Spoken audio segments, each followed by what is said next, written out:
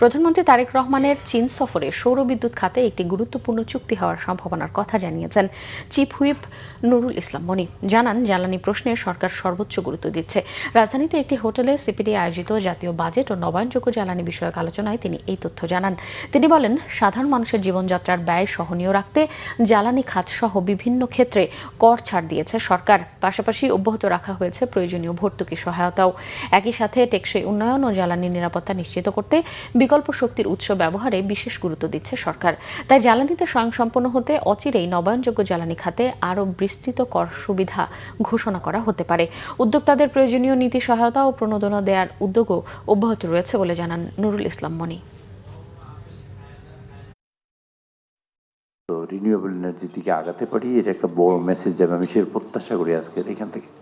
গভর্নমেন্টের সকল সদিচ্ছা আছে, কোনো এই সেক্টরটা যদি এগিয়ে আসে, এবং গভর্নমেন্ট এখন বর্তমানে আমাদের প্রধানমন্ত্রী বর্তমানে চায়না আছেন, এবং আপনারা দেখবেন এখনও ডিসিশন হয়নি, আপনারা দেখবেন বড় চুক্তি হবে আমাদের এই সোলার ব্যাপারটা নিয়ে ইনশাআল্লাহ।